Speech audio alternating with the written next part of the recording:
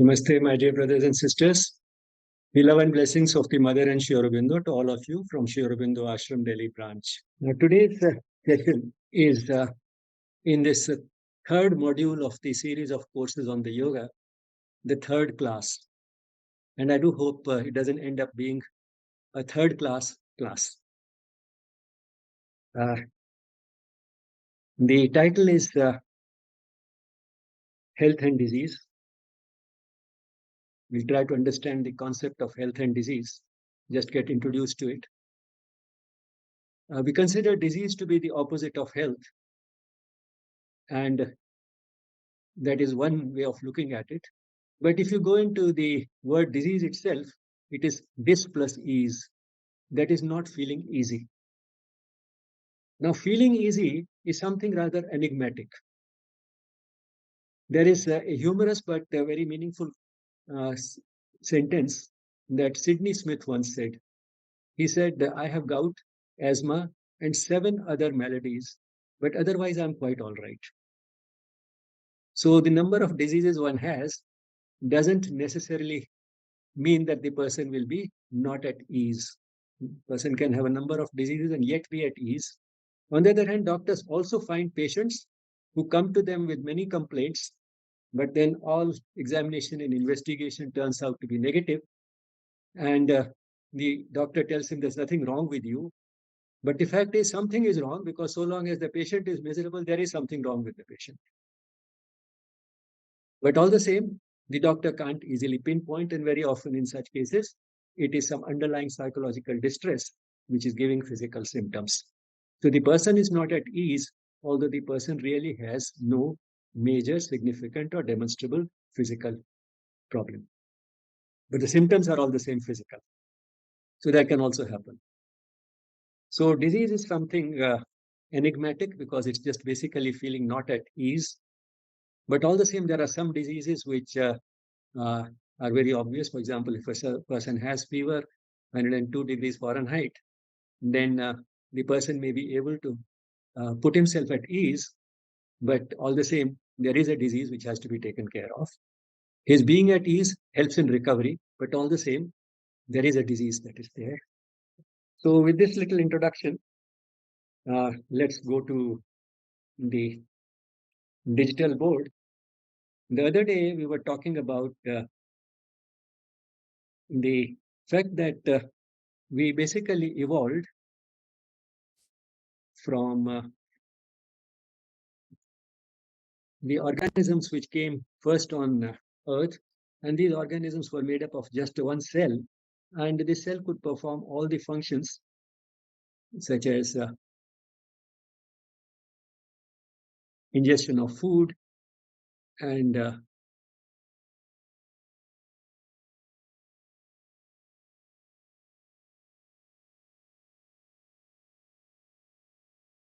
so this organism could ingest food,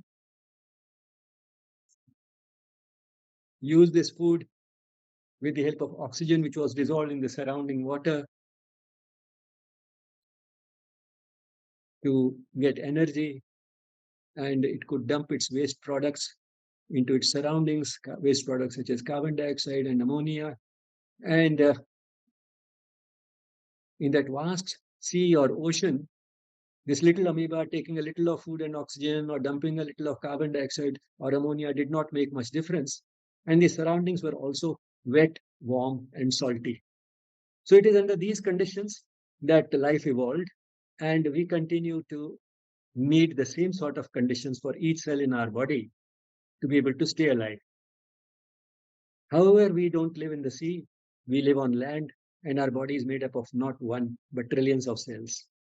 And this basic requirement of every cell of the body to have a bit of fluid around us, which is wet, warm, and salty, and can take care of the basic requirements for life, has been met by having a division of labor. There are some parts of the body which specialize in providing the nourishment in this little private pond which each cell has. and some make oxygen available in this, and some organs get rid of the waste products like carbon dioxide or ammonia, so that these cells continue to get the type of conditions under which they can live. And then, of course, there are mechanisms for maintaining also the warmth and saltiness of this fluid around at a constant level.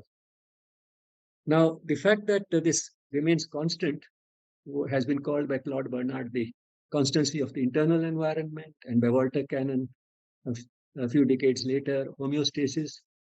Uh, this environment is called, this internal environment is called internal because it is within the body. And it is called environment because it surrounds the cells, it forms the environment of the cells. And homeostasis is homeo same and stasis condition. So the same type of condition is maintained. So that's why it's called homeostasis. Now with this, let's now see how is it that this constancy is maintained. It's maintained by a mechanism similar to that you observe in an electric iron. You set it for, say, a particular type of fabric, say cotton or silk, and that needs a certain temperature. More than that will burn that fabric. So when you have that setting, as soon as the temperature goes a little above that temperature, the set temperature above which the fabric might burn, the electric iron switches itself off. And as a result, it starts cooling. As soon as the temperature falls a little below that, which you want, it switches itself on again. So that is the type of mechanism that we have in the body also for keeping this internal environment constant, which means that there is a certain variable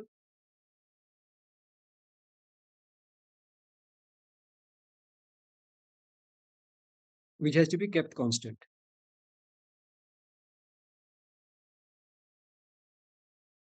Now, where the variable could be blood glucose or it could be the body temperature, but it is this variable that has to be kept at a constant level. And to be able to keep it at a constant level, we need a mechanism for sensing how much it is right now. And this becomes particularly important when this variable is altered or there is a threat that it may be altered because of a disturbance. And these disturbances are rather common in the body.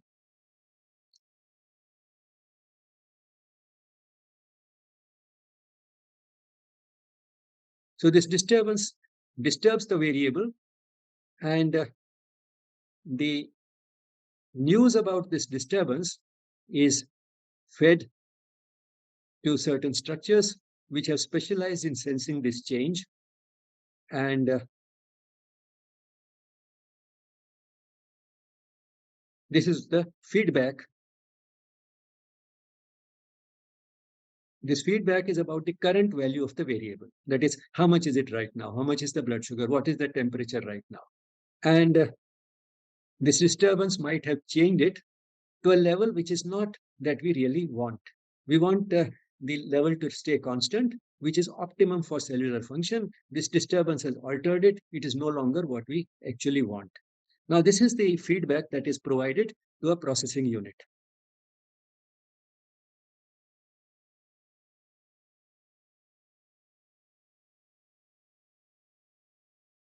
Now, what the processing unit does is to take into account the set point for that particular variable. So in case of body temperature, it is 37 degrees centigrade. So the processing unit takes into account that set point, and it takes into account also the feedback. So these are the two types of inputs that it is getting.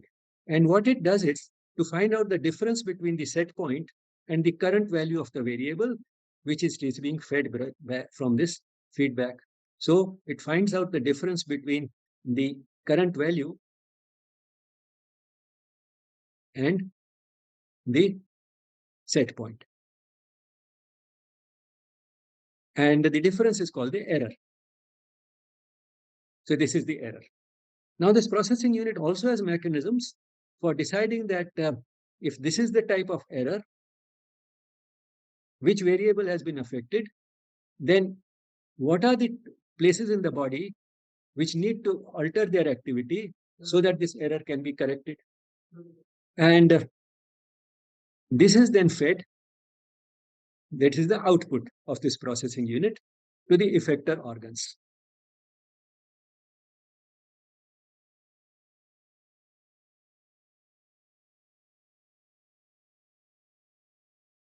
So this is the control variable which has a certain set point in the body, and if there's a disturbance, the current value is fed to a processing unit which takes into account the feedback as well as the set point, finds out the error, and then determines which are the parts of the body which need to alter their activity so that the variable can be brought back towards the desired value or the set point. Something like the electric iron, you have a certain point that you want, that is the set point. As soon as the temperature falls below that, the action taken is that the iron switches itself on, and if the temperature is higher than we want, the action taken is that it switches itself on again. So the temperature has fallen, switches on, temperature is uh, higher, it switches itself off. So that's how it goes on.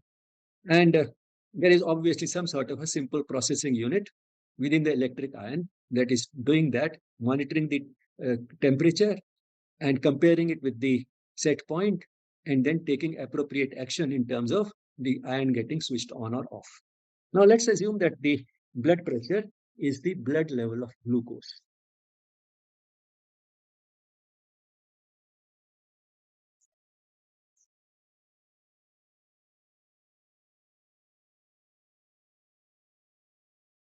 So the variable is blood glucose. And how can it be disturbed? By eating or starving. So let's say the person has just eaten a meal, a large amount of glucose has been transferred from the intestines to the blood glucose has gone up, and this has been sensed, and then it has processed, and the processing, which is there both in the pancreas and in the central nervous system, the effect is that insulin is secreted. And insulin has the effect of bringing down the blood glucose. And when it has, as a result of the action of insulin, the blood glucose has fallen. And then if it falls a little below the desirable level, the same mechanism will now feed back this new information to the processing unit. The result will be insulin secretion will be switched off. When it is switched off, the glucose, instead of going down, will stay at that level. And in contrast, some other hormones which can raise blood glucose may be secreted. And the result is that the blood glucose is maintained at the normal level. Now, let's take another example. Say the variable affected is temperature. The control variable is the temperature. Now, in case of temperature, the range required is much narrower than in case of glucose. In case of glucose, anything between say 70 or 80 milligrams percent up to about 150 milligrams percent is normal, depending upon whether it has just eaten a meal or one has took a meal 4 hours ago or 6 hours ago. So all that is quite compatible. And if blood glucose falls even to 60 or rises to a level of 200, the existence of the person is not threatened. But in case of temperature, the range is rather narrow, and the disturbances can be wide, because one can be at a place which is at a freezing temperature, as in the hills, or one could be at a place where the temperature is 50 degrees centigrade, as in a desert. And in this type of a situation, the body resorts to, particularly in case of low temperatures, when the environmental temperature is low, the body resorts to what is called anticipatory control. Now, the blood temperature that has to be controlled is the temperature of the internal environment. that is the fluid surrounding the cells. Now that is in close equilibrium with the blood, because it is the blood flowing in the capillaries which leads to that exchange, which provides with the fluid immediately surrounding the cells. So for all practical purposes, the blood is more or less has the same type of characteristics as the fluid surrounding the cells, immediately around the cells. And therefore, the temperature to be regulated is the temperature of the blood. And there is a part in the brain, the hypothalamus,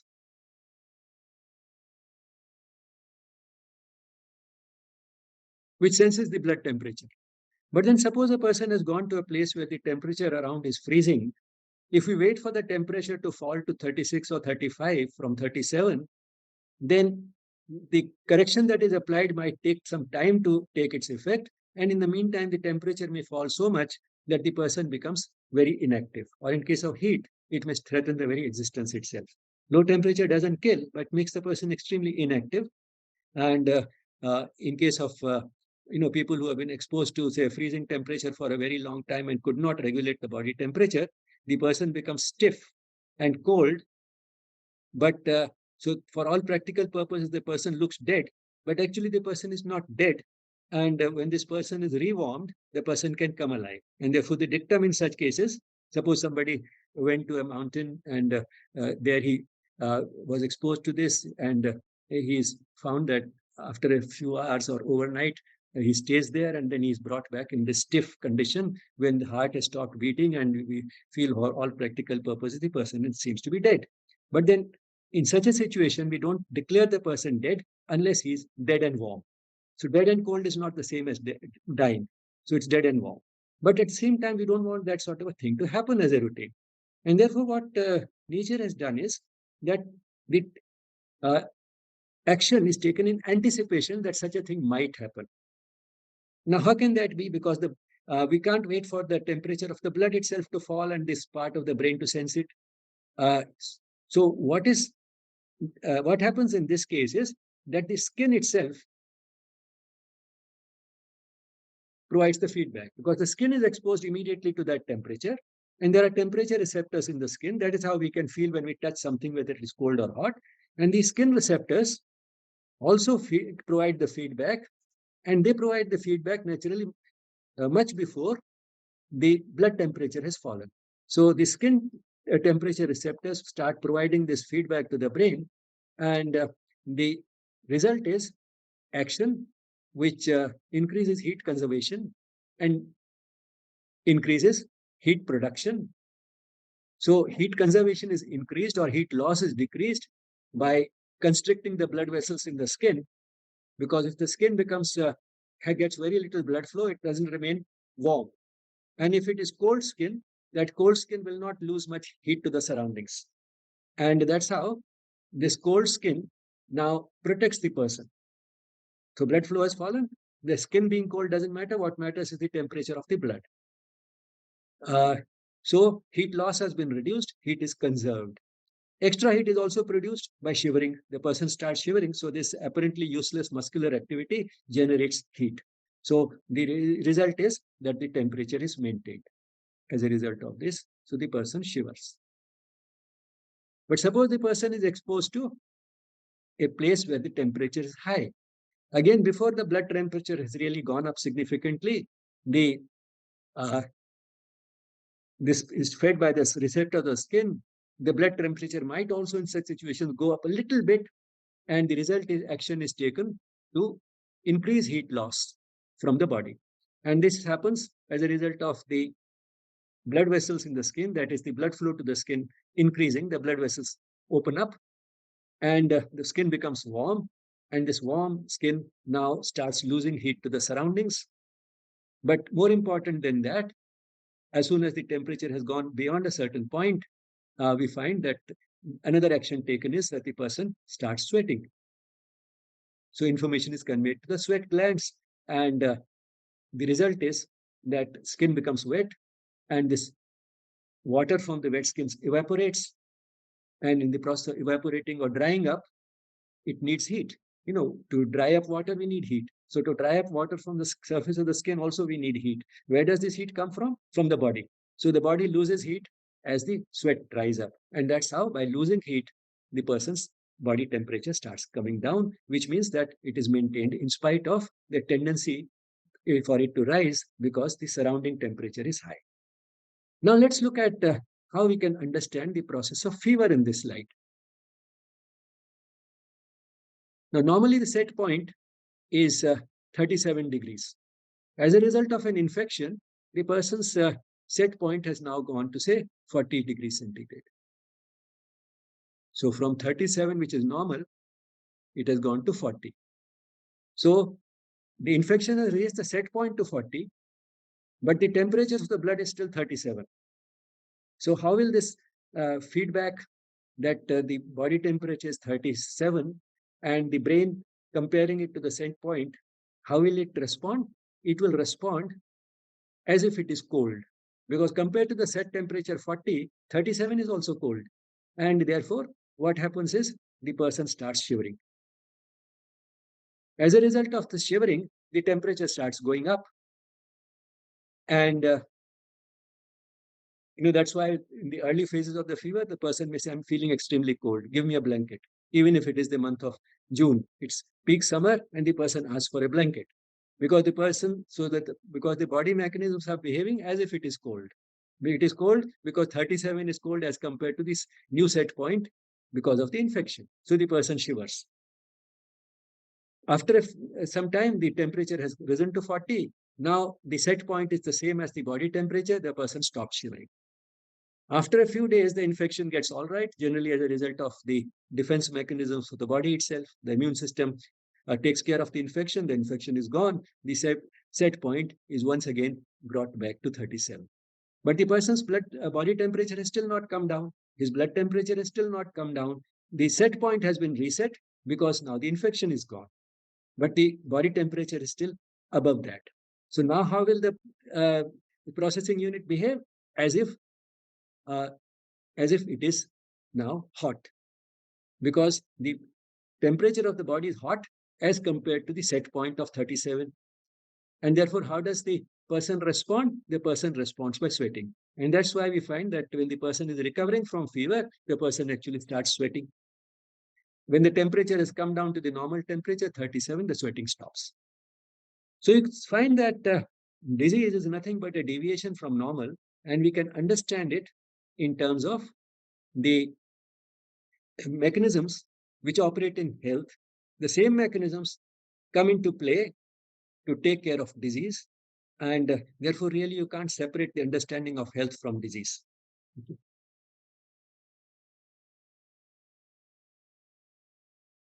Now with this, I'll stop here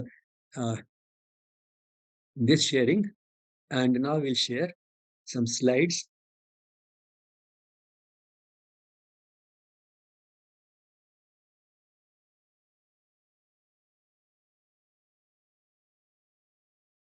Thank you.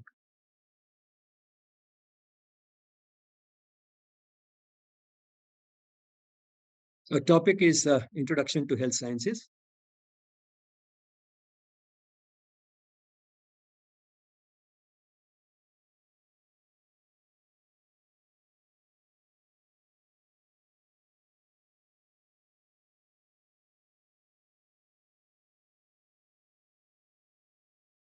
These courses are a part of the celebrations of the 150th anniversary of Sri Aurobindo and the 75th year of India's independence. Let me start with this quotation by Oliver Wendell Holmes, who was a physician who practiced on the east coast of the United States in the Boston area. But apart from being a doctor, he was also a man of literature. So this is from one of his poems. Not in the world of light alone, where God has built his blazing throne, nor yet alone in earth below, with belted seas that come and go, and endless isles of sunlight green, is all thy Maker's glory seen. Looking upon thy wondrous frame, eternal wisdom still the same. Now we tend to see the divine or God in certain situations. And in the first two lines, he gives one such thing, that in our own imagination is where God is not in the world of light alone, that is a world which is full of light, very different from our world of light and darkness. Light and darkness could mean knowledge and ignorance. That world which is full of just knowledge, the total truth, where God has built his blazing throne. So, somewhere high up in the heavens, he has built his throne, and that is a world of light in quite a contrast with the type of world in which we live. And that is where we imagine God is. But we also get an experience of the divine on this earth, not yet alone in earth below, with belted seas that come and go. So we think of the bottom of the sea. When we look at the surface of the sea or the ocean, that itself can be a very spiritually uplifting experience. And then we imagine that perhaps God is somewhere in the earth below at the bottom. And when we look at vast expanses of greenery and endless aisles of sunlit green, again, that gives us a experience of the divine. It gives us, makes us, it's like a spiritual experience. You can see that, oh, this vast expanse of green is what the divine is like. Here is beauty that has not yet been spoilt by man. Whether it is a vast expanse of green, or it is snow-clad mountains, or a beautiful sunrise or sunset, all these can give us an image, a glimpse of the divine.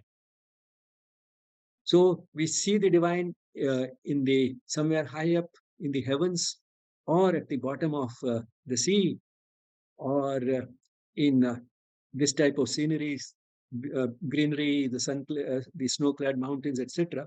But these are not the only places where the Maker's glory is seen, the glory of the divine. Look in upon thy wondrous frame. Look at your own body, the frame, your bodily frame. Look in upon thy wondrous frame, eternal wisdom still the same. Even this, just looking at yourself, your bodily frame, will also give you a glimpse of that same eternal wisdom which you find at other places. And that eternal, infinite wisdom is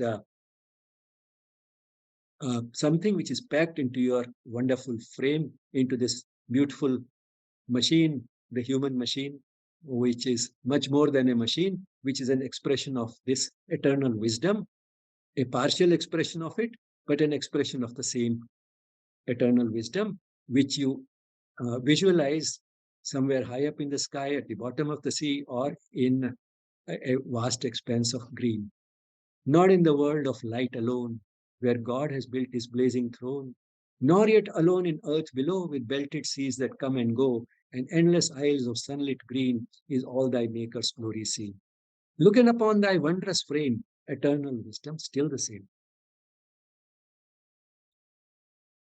This term constancy of the internal environment, in French, the milieu intérieur, milieu is environment and interior is internal.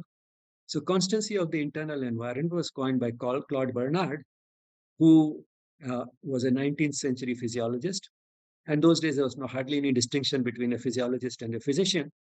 And he has written a beautiful book, An Introduction to the Study of Experimental Medicine, which, apart from saying something about the internal environment, also tells a lot about the very process of research.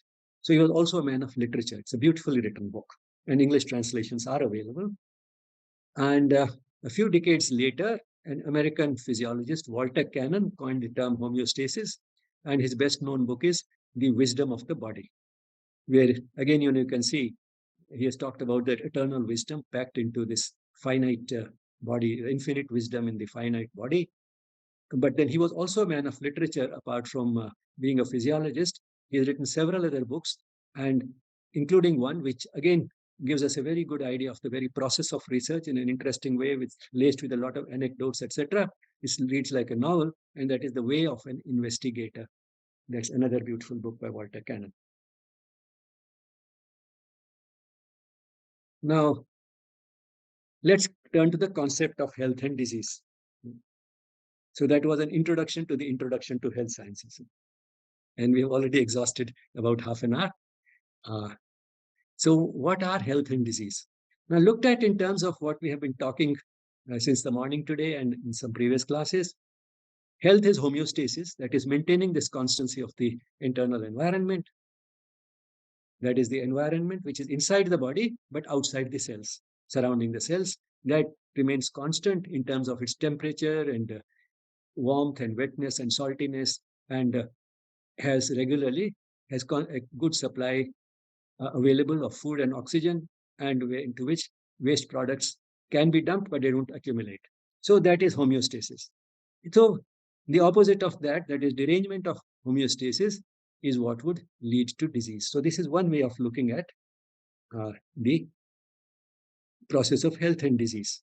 Now, when would homeostasis be deranged? We have seen that the body has control mechanisms which maintain homeostasis in spite of challenges, which means we have a certain capacity to respond to these challenges, both from outside, like say the body temperature or the temperature of our surroundings, or challenge like germs which are outside, but then they enter the body. And then we have challenges within the body, like the blood glucose going up after a meal. So as we have the capacity to respond to all these challenges, and we tend to take the controlled variable towards normal. This process is called a negative feedback mechanism. It's called negative feedback because the response is negative to the disturbance. It's negative to the type of change that has taken place. So if the blood glucose has gone up, the feedback is that the blood glucose has gone up. The response is to bring the blood glucose down. So the response of the body is opposite or negative to the disturbance. So it's called a negative feedback mechanism. Do we also have a positive feedback mechanism? That would be disastrous. If the blood glucose has gone up and the mechanism raises it further, it would be disastrous. But there are a few selected situations where we do have a positive feedback mechanism also. So the body is extremely wise. It knows what to do where. And I'm feeling tempted to give you that example quickly. And that example comes in the reproductive system. When a child has to be delivered and the pregnant woman is near the point of delivery, the uterus is stretched, and the stretch leads to contraction of the uterus. This contraction tends to push the baby out. Now, as the baby goes out, as a result of this contraction itself feeds back to a further contraction, because as a result of the contraction, the stretch has increased, and it does not lead to the feedback of now reducing the stretch. Now the feedback results in increasing the stretch, increasing the contraction. So the baby keeps getting pushed down. So that is where it is really required. We'll come to it again when we talk about the female reproductive system. But you can see that the body is really wonderfully made. But most of the time, for all practical purposes, it's a negative feedback mechanism that generates that is sort of the response of the body to a challenge, like a high temperature, or the increase in the blood glucose, or say fall in the air pressure at high altitude. So in all these situations, we have a negative feedback mechanism available. So the homeostasis would be deranged when the challenge overwhelms the capacity to respond. The challenge is too big for the capacity to respond. Now, this also gives us now a way of looking at why some people tend to fall ill more often than others. Because a certain challenge, which a healthy person can easily respond to without any derangement of homeostasis, may turn out to be too much of a challenge for a weak person. So it's basically an imbalance between the challenge and the capacity to respond. So-called average healthy person is able to respond to a particular challenge, a certain magnitude of the challenge, with a response that, say, if this is the challenge and this is the response, the two are well matched. But if the challenge becomes, say, this much, then he can't increase the response to that extent. The response can't match this challenge. So the person, its capacity to respond is overwhelmed and he falls sick. But then there could be a situation in which this person is extremely strong, and therefore when the challenge is this much, he is healthy. If the challenge is this much, he still remains healthy. And there could be a very weak person whose capacity to respond is even less than that of the average person, and therefore the challenge which an average person could handle very easily and not fall sick, this weak person can fall sick. So which means that we have an entire range of health which depends primarily on our capacity to respond to a challenge. And an average healthy person responds to a certain magnitude of the challenge in such a way as to remain healthy. He remains blissfully unaware of the disturbance that has been created by this challenge, and he remains healthy. So to take one simple example, that of diabetes. Now, when we eat, the blood glucose goes up, and the pancreas responds by secreting insulin. Now, a person's pancreas has become weak. His capacity to secrete insulin has gone down. Now, the same type of meal which keeps the blood glucose within normal, the same type of a meal after which a healthy person's blood glucose remains normal, in case of this person who can't respond with the same amount of insulin secretion, will lead to an increase in the blood glucose. So we declare the person as diabetic. This person has diabetes. But suppose this person takes a meal which does not push the blood glucose to the same level, which can be done either by altering the composition of the diet, having more of dietary fiber, for example, in it, or it can be done by having a smaller meal. The size of the meal is reduced. So the blood glucose does not go up to the same level. Now, whatever little capacity for secreting insulin he has is enough. And the result is that after this meal, his blood glucose still stays normal. And we say that, well, even after having a meal, his blood glucose is normal. So he can shift from the diabetic category to the normal category just by altering the nature of the meal and the quantity of the meal. So you can understand that essentially there's no hard and fast dividing line between health and disease. It's basically a balance between the challenge and the capacity to respond. So long as the capacity to respond is adequate for handling the challenge, the person stays in good health. When the capacity to respond is overwhelmed by the challenge, which can happen either because the challenge is too big or because the capacity has gone down, the person falls sick. Now let's take one more example, that of cancer. Now in the body, the cells at most places in the body keep dying, and they keep getting replaced by new cells of the same type. See, this is the type of cells which we have in the skin at the depth, and on the surface, we have cells which are rather thin and flat. So these are at the base tall cells which multiply, and at the surface, we have these thin cells which do not multiply. They are essentially dead cells, almost dying, and then they are shed. And you can get a sample of these shed cells. If you rub your skin hard with a towel after a bath, you find that the towel gets blackish. That becomes blackish because some of these surface cells have got transferred to the towel. So that is what makes it blackish looking. So these cells are being shed continually, whether or not you rub your skin with the towel. In any case, it keeps happening. And but we don't notice it because these cells multiply and keep rising to the surface, and the surface still remains essentially the same, and we don't even know it because the number of cells lost is equal to the number of cells that are replaced, and the type of cells that are produced are exactly the same type that are lost. So this is a finely regulated mechanism. Something can go wrong with this mechanism, and often not it does. The number of cells that are formed are much more than the number of cells being lost, and these cells are not of the same type as those which have been lost. These are undifferentiated cells. So these undifferentiated cells are also the ones which multiply very fast, but then they don't seem to belong to the body. And whatever does not belong to the body comes within the province of the immune system of the body. The immune system, eliminates the germs because the germs are treated as foreign.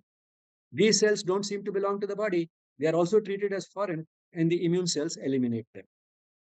So once in a while, this disturbance in the cell cycle, as it is called, keeps taking place in all of us, which means we are developing a small little tumor from time to time in different parts of the body, but we remain blissfully unaware of it because the immune cells are taking care of that, and the tumor is eliminated while it is still very small. But then suppose the immune system becomes weak, and one of the things that weakens the immune system is mental stress. So if the immune system becomes weak, this type of a process, when it happens somewhere in the body, may become too much for the immune system to handle because the immune system is now weakened, and the tumor gets an opportunity to grow bigger. And as it gets bigger, it is now in any case too big for the immune system to take care of it. And the person comes down with cancer. And in fact, there is a remarkable relationship between a person undergoing major psychological trauma and cancer. Quite often, it is within a few years of a major trauma that a person experiences that the uh, person comes down with cancer. Now, if the person's immune system has been overwhelmed, the tumor has developed, but still it is an early stage, then what can we do? What we can do is twofold. One is remove this tumor surgically. Now, the result is that the tumor load has come down. The number of cancer cells in the body has been brought down drastically by surgery. But then no surgeon can remove the last cancer cell from the body. Some will be still left behind. But then these cells which are left behind may be within the capacity of the immune system to take care of, which means the second thing that we have to do is to strengthen the immune system of the person. And uh, with that, we find that these remaining cancer cells, which the surgeon could not eliminate, get eliminated by the immune system. And these are the situations in which one gets a miracle cure from cancer. So, firstly, the cancer has to be at an early stage. Secondly, the immune system has to be strong. And for the immune system to be strong, you can understand the most important condition is mental peace. And to be at mental peace, in spite of the diagnosis of cancer, does not come easily to many people. And that is why there are only some exceptional people who are able to do it on their own, adopt a type of attitude which keeps them at peace in spite of the cancer. And these are the people who overcome cancer. And Bernie Siegel, the cancer surgeon, has called these people exceptional patients. But then he says that patients may be exceptional, but they are patients who can teach us something. There's a certain type of attitude that comes to them naturally. What is that attitude? They don't get too upset by the diagnosis. They say, well, it is only an advance notice. In any case, one has to die one day. I received advance notice. So in the few years that I have, let me try to do all those things which I wanted to do so far. They make a wish list and start going about those things. Still better, they feel that I have only a short period to live. So let me start making amends. If they hurt somebody, they start apologizing to that person. If somebody hurt them, they contact that person and tell them all is forgotten. I have forgiven you. And people also know this person has cancer, so they become nice to him. He is not doesn't have long to live. And the result is that during this period, the attention is focused neither on themselves nor on the disease. Their attention, in fact, starts looking out, reaching out. They become more loving, caring, and sharing. These are the people who can achieve this sort of a miracle. And not only the remainder of their life becomes meaningful, the remainder itself becomes longer. Now, Bernie Siegel said that if this is what is happening to some exceptional people, it comes to them naturally. Can this type of an attitude be induced in some other people by appropriate counseling? And he found that particularly in a desperate situation like cancer, people can change, although attitudes are difficult to change, they can change. And the more they change, the more they can benefit from this. So that's how we can understand cancer again as a deviation from normal. Normally there's a cell cycle. The cell cycle is deranged. It's deranged in just about everybody once in a while, but then it is being taken care of by the immune cells. And therefore we don't come to know that we developed a tumor anywhere. But when the immune system becomes weak, the person develops a full-blown tumor, and it may be beyond the capacity of even a healthy immune system to now take care of it. So we can bring down the tumor load drastically by surgery, and the few cells that are remaining can be taken care of if the immune system of the person is strong. So that same mechanism which eliminates these small incipient, that is those which are just beginning, these small little tumors which are forming in all of us all the time, can also, the same mechanism can also be used for taking care of those residual cells which are left behind in a cancer patient after surgery.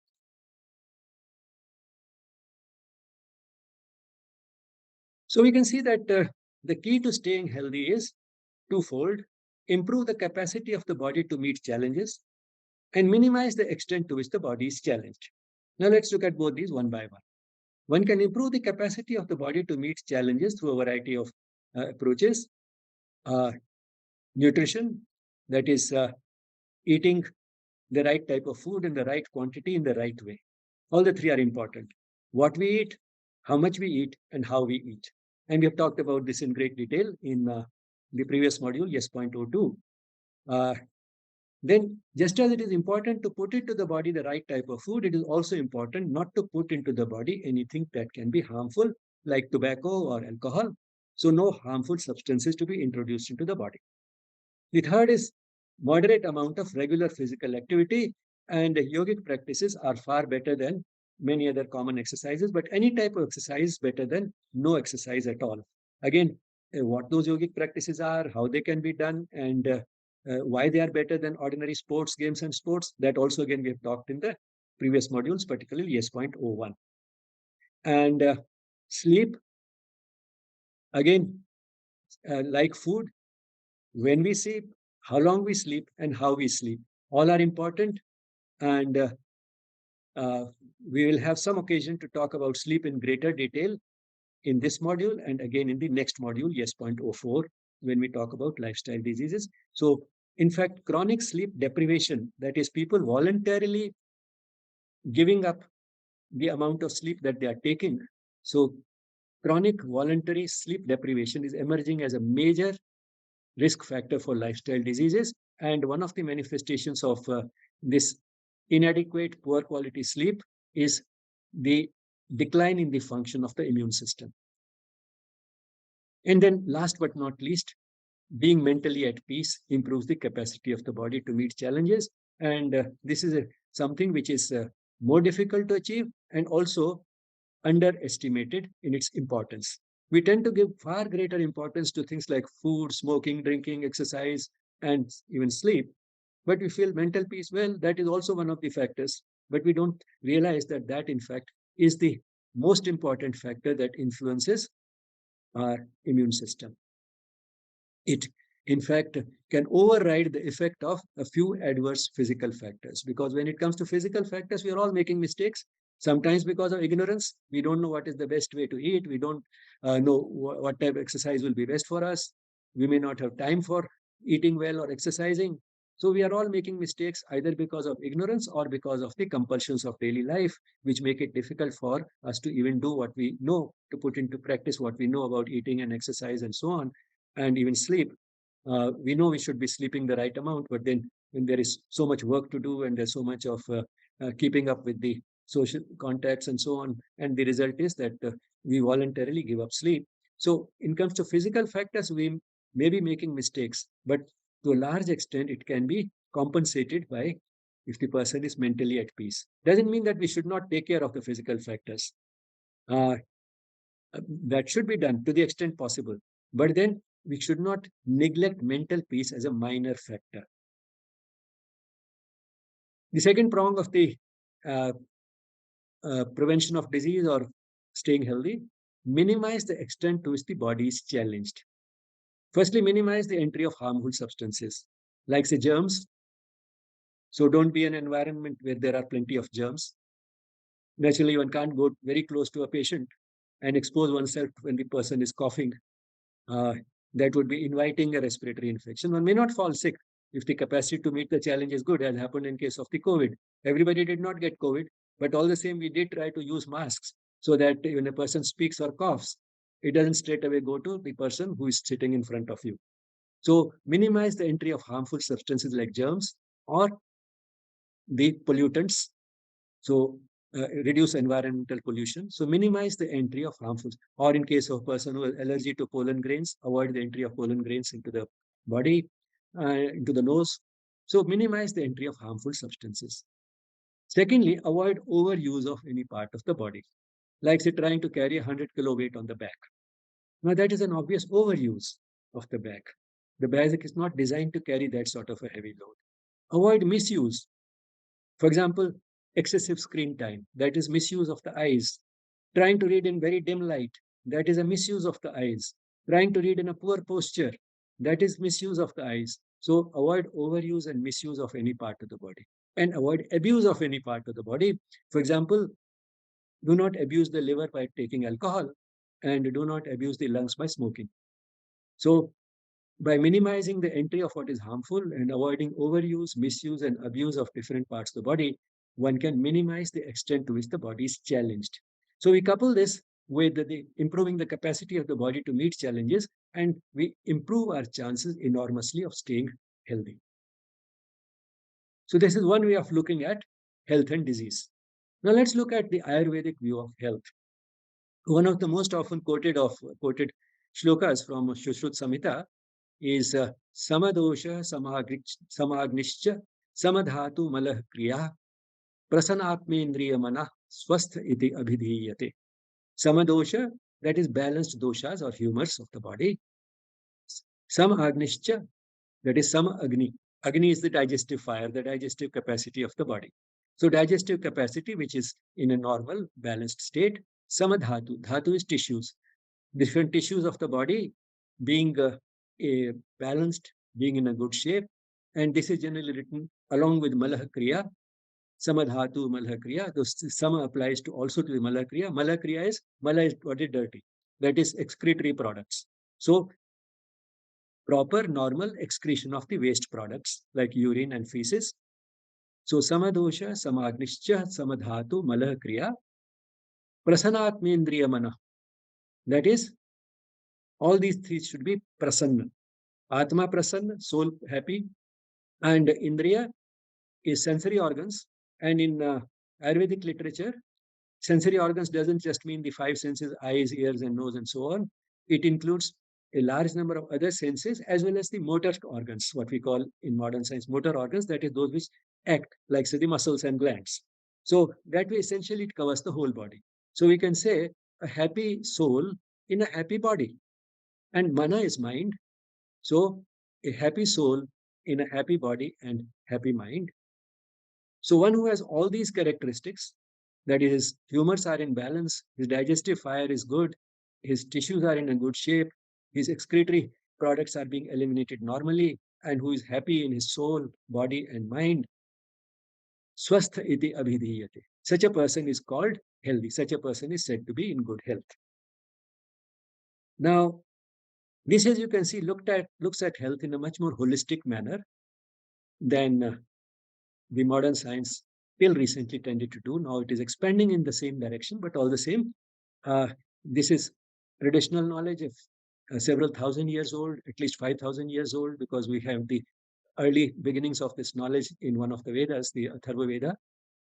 We have Ayurveda as one of the Upavedas of Atharva Veda. But modern science is, once again, modern medicine is moving in that same direction. But all the same, you can see this is a very holistic way. But all the same, it is a view of a system of medicine. And therefore, it leaves behind a few questions unanswered. Because basically, looking at health as bodily health. So, two questions which can be raised is, can the body and mind be happy without a connection with the soul? When it says prasanatmi indriya mana, it's talking of the happiness of the soul, the body, and the mind. But then the soul is always at peace, and the mind, that is the feeling and the thinking parts of the mind, become happy only when they are connected to the soul. That it does not talk about. It just says this, along with all the other bodily things like the humors being in balance and the excretory products being taken care of properly and the tissues being in normal shape and so on and so forth. So it talks about all those bodily processes and this about the mind and the soul, and all of them put together. If they are okay, then the person is healthy. But then it doesn't talk about the cause-effect relationship. Does this happiness lead to good health, or does good health lead to happiness? One can say that, well, happiness leads to good health, or one can also say that only if the health is good, a person will be happy. So, which is the cause, which is the effect, doesn't talk about, just says who will be called happy, who is the person who is called healthy, without going into the cause-effect relationship. Now, that actually the spiritual view of health does. And just for recapitulation, the spiritual view of the individual is that the body, the emotional part of the being, and the intellect, the emotions and the intellect together being the body, the body and the mind are what is on the surface, but then behind it, supporting it, is the soul, and the soul has a dynamic component, the psychic being, which provides guidance, which provides intuitive knowledge, and which helps us transcend the normal capacities of the body and the mind. So all these things the psychic being does. So we have this divine essence, but then normally there is a barrier which makes us function more at the level of the body and the mind. And the prime minister, sort of appointed by the soul, which may be treated as the president, is the ego. And it's basically the ego maintaining some sort of a harmonious relationship with the body, mind, and intellect, which itself becomes difficult because the body, mind, and intellect are themselves at war with each other.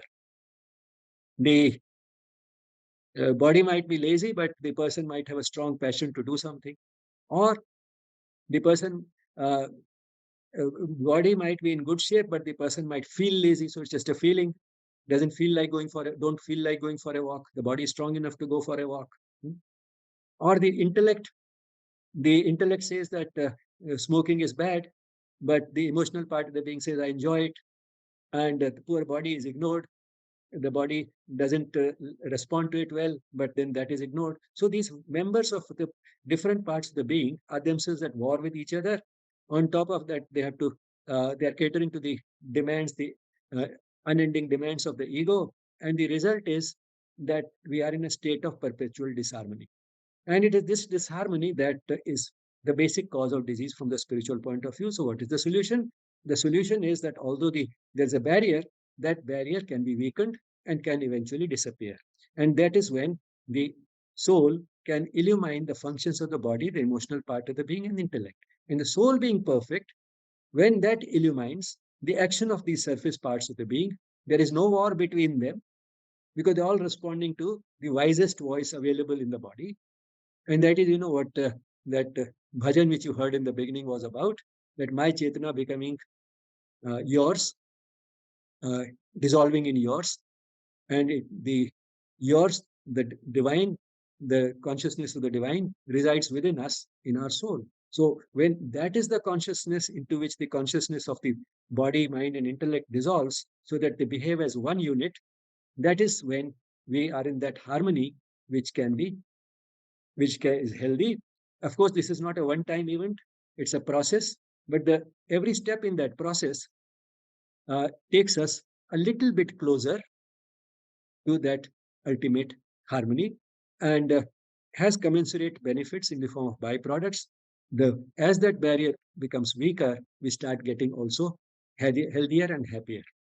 Why happier? Because then we are doing the type of things that the soul wants us to do. And the soul wants us to act out of love, out of a sense of love which inspires a sense of oneness. And therefore, we start doing what I was talking about some exceptional cancer patients do. We habitually start becoming more and more loving, caring, and sharing. So we become good people. When we become good people, we also become happy people because every act of giving brings joy. Every right thing brings us joy. You might, in fact, experienced, we said that disease is absence of ease. When you're not at ease, the person has a disease, irrespective of whether an organ is diseased or not. You might have felt that when you do something which you know is wrong, but out of some compulsion you do it, or say you are forced to tell a lie because of these compulsions of the situation, you find that suddenly your whole body starts feeling a little weaker. On the other hand, when you do something courageous, even if it involves a loss or a risk, at the end of it, you feel very good and the body also feels stronger. So, in fact, there's a body's mind and soul continuum. And every time we uh, break that barrier, act out of love, resort to truth and what is right, we find that the body feels happy and the body feels, the mind feels happy and the body feels strong. So you find that their relationship is not only long term, one can feel it even in short term through single acts of what is right and wrong, what is good and bad, what is true and false. So you find that there's the relationship between feeling easy and getting connected to the soul. So it is this way that the uh, spiritual point of view or the spiritual worldview looks at health. In other words, the spiritual view of health is that we are healthy when the body and the mind are anchored to the soul. Out of these, the most important part to handle is the emotional part of the being, because we are primarily ruled by the emotions. If the emotions are got anchored to the soul, the intellect easily finds reasons to justify what the mind wants to do. And if the mind and the intellect together, because they are now anchored to the soul, have decided to do something right, the poor body acts like a docile instrument and just does it. So the body and the mind, when they're anchored to the soul, we are in good health. And the anchoring not only keeps us in good health, it also changes human nature, which means it makes us more loving, caring, and sharing. Now, this takes us to a question which Victor Hugo raised in his novel La Miserable, The Miserable Ones. Are we happy because we are good, or are we good because we are happy? Now, that is an interesting question, but then the timeless verdict has been that we are happy because we are good. It's not that only when we are happy we can afford to be good. That's not really true. We are happy because we are good. So, true happiness, lasting happiness, happiness which we call joy rather than ordinary happiness, comes from being good, which means by doing what is right, by being good persons. And that just reminds me of one beautiful sort of way of saying what is a good person. In the Sikh tradition, there are three small sentences, two words each. Kiratakar, Naam Jap, Vandachak.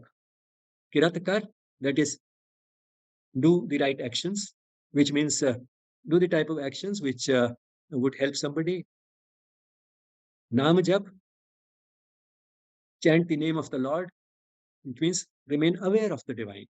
Because if you're chanting the name, not mechanically, you become more and more constantly aware of the presence, and his presence, being aware of that presence, will make us help us be good people because we are aware of that somebody is watching. So Kiratkar, Naam Jap, Vandachak. Vandachak means divide, distribute, share, and then eat or consume. So whatever you consume, include food or anything else, don't do it alone, share it. So these three things sort of basically, and that is what makes us happy. Each one of these three, doing the work for the divine, chanting the name of the divine, and sharing what we have makes us happy. So being good makes us happy. We are happy because we are good, not the other way around. One can twist this question a bit and ask, are we healthy because we are happy, or are we happy because we are healthy? So once again, you would have guessed what the right answer is, because we have talked about it indirectly in many ways. We are healthy because we are happy. It's not the other way around. It's not that it's only if we are in good health we'll be happy. Because you've seen happy people with half a dozen maladies, they can still be happy, whereas a person without any illness may also be unhappy. Without any physically demonstrable illness may also be unhappy. So unhappy, at least sort of in the new normal sense of the term. So we are healthy because we are happy. And how can we become happy? We can be happy when the body and the mind are anchored to the soul. That leads us to a life which is filled with love, joy, and peace. And joy and peace are the highest version of happiness. They can be called a state of bliss. That is what keeps us healthy, bliss or ananda. So, in short, the right sequence is if we are good, we'll be happy. And if we are happy, we'll be healthy. Whereas sometimes, there's a tendency to look at backward, get obsessed with the bodily health and say that, well, I'm miserable because I'm unhealthy. When I'll be healthy, I'll be happy. And when I'll be happy, then I can afford to be good. That is not the right sequence from the spiritual point of view. The right sequence is if we are good, we'll be happy. And if we are happy, we'll be healthy. So, our main task is to be good, lead a life which is in keeping with the spiritual worldview. Happiness will be a byproduct, and another byproduct or consequence of this happiness will be good health. Now let's see what do doctors and nurses generally do when a patient goes to them, or at least they should be doing this. And I'm talking in terms of allopathy, the system in which I've been educated. One of the first things that the doctors and the nurses should do is to reassure the patient, you'll be all right. And this reassurance is not a hollow reassurance. It's not just a courtesy. It is based on their knowledge of homeostatic mechanisms. They know that the body has a mechanism for dealing with challenges, and these mechanisms are a variation on the normal homeostatic mechanisms of the healthy body, and they will be pressed into service in a disease, and therefore this person will be all right, and therefore this reassurance is based on knowledge, firm knowledge, grounded in the very basics of the functioning of the body, that the body stays in good health when there's homeostasis, and when homeostasis has been deranged, we have mechanisms for restoring homeostasis. So reassure the patient. And if you can reassure the patient, you can give the patient hope that you will be all right. And therefore, hope should never be taken away from a patient by telling the patient that, well, you have cancer, and therefore, since the average person with your type of cancer lives for 2 years, you'll probably die in 2 years. That is taking away hope from the person. Because it's not speaking the truth. The doctor sometimes feels that I'm speaking the truth by telling the person the right statistics. But actually, it is not, an individual is not a piece of statistics. What the doctor is ignoring is that there are many people, at least some exceptional patients, who have defied the statistics, and this person may be one of them, who will end up defying the statistics and survive much longer than the average patient who lives only 2 years. So don't take away hope from the person. Tell him that nobody can say how long you will live. There are people who have fought the disease successfully, who have survived and overcome the disease. So you may be one of them. So that would give the person hope. How he can be one of those exceptional people, that comes later. That can be done through counseling if this doesn't come naturally to those person. But hope should not be taken away. Then take away anxiety and fear. The person who comes with a disease often has this anxiety and fear. When you give this reassurance and hope, this anxiety and fear should disappear. Not tell the patient, thank God you have come in the right time. Through the such and such tests, we have found out an abnormality which in the next few years could have led to such and such disease, and you would have died, and so on and so forth. Thank God you came right in time, and therefore now if you start taking this drug for the rest of your life, or if you undergo this particular surgery, then you will be all right. Now, all that does not really take away the anxiety and fear of the patient. So take away the anxiety and fear of the patient. Then tell the patient not to be impatient. Why? Because the doctor knows that there are homeostatic mechanisms which will take care of it, but he also knows it will take time. If it is skin that is burnt, it will take 2 weeks to become completely normal. If it is a bone that is fractured, then it may take 3 months to get all right. And if it is a tendon that is ruptured, it will be quite all right in an unpredictable time, maybe 3 months, maybe 6 months. But on the whole, the patient will keep getting better, but all the same, it will take a much longer time than even the fractured bone. So the doctor, also based on his knowledge, can tell the patient how much patience to have. Then the doctor or the nurse can assist the body's healing mechanisms. There are self-healing mechanisms of the body which the doctor has some knowledge of, and he can help them, assist them. For example, in an inflamed part of the body, painful part of the body, if there is increased blood flow, it can accelerate repair, it can wash away some substances which are causing pain, and increasing this blood flow can be done through hot fermentation. Or if a person has an infection and we have the right antibiotic available, the antibiotic can help the immune mechanisms of the body by reducing the bacterial load. Just as surgery in cancer reduces the tumor load, an antibiotic can reduce the bacterial load in the body. And once that has been done, it will become easier for the immune mechanisms of the body to take care of this infection. So he can be given the right type of antibiotics, but one should remember that the very last germ will be eliminated from the body, not by antibiotics, but by the immune system of the body. And that is why when the person's immune system is compromised, say in a disease like AIDS, of course, these days there is some sort of treatment available also for AIDS, but before that became available, and the person kept getting repeated infections because of depressed immunity, antibiotics were given, but no amount of antibiotics even the newest generation antibiotics could make the person live very long.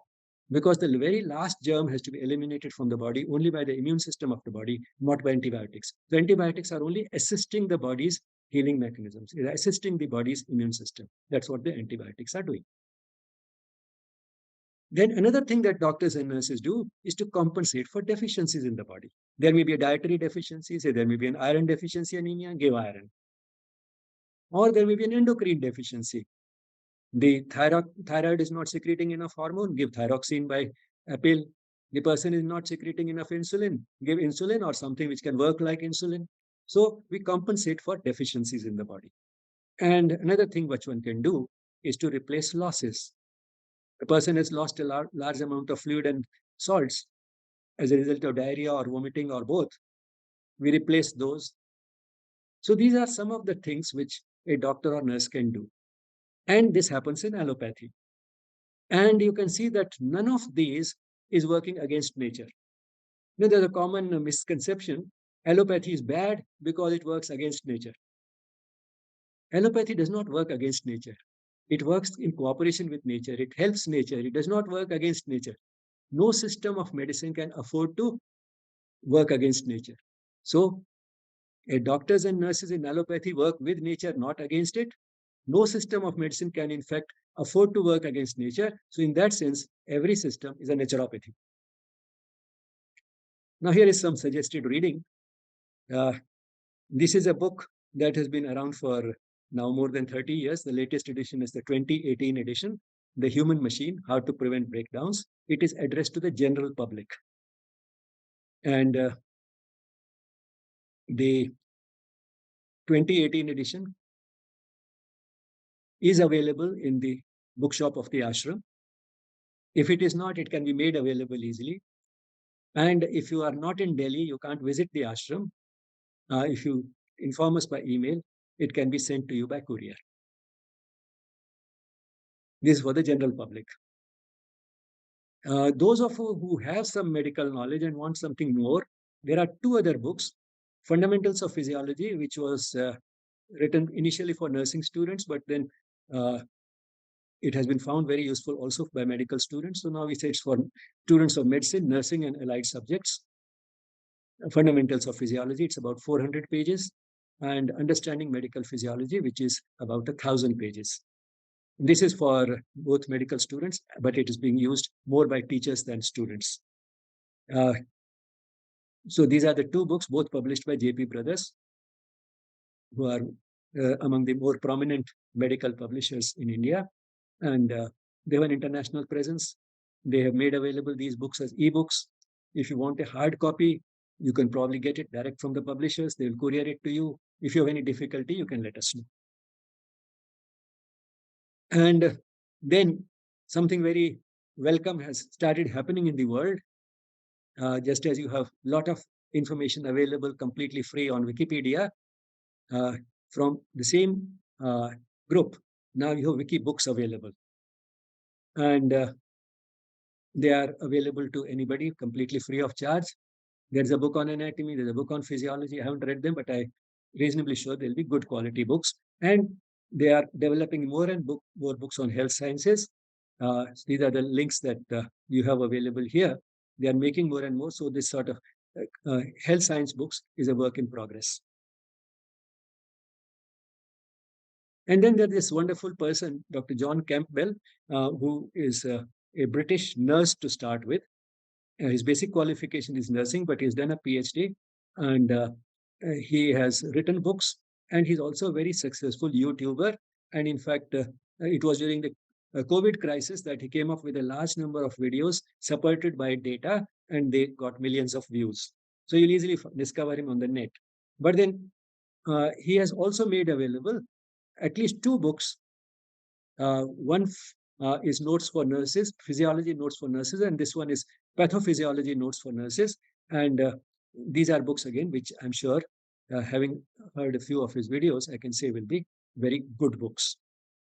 So a lot of material available on the net. This is a picture postcard view of Sri Aurobindo Ashram, Delhi branch, where I stay and work. And if you have any questions or comments, please don't hesitate to drop an email to us. on yes at Yes Spirituality. In Yes Spirituality, the same S serves for yes as well as spirituality.com. And gratitude to the master and the mother for making this event possible. And thank you all for being there.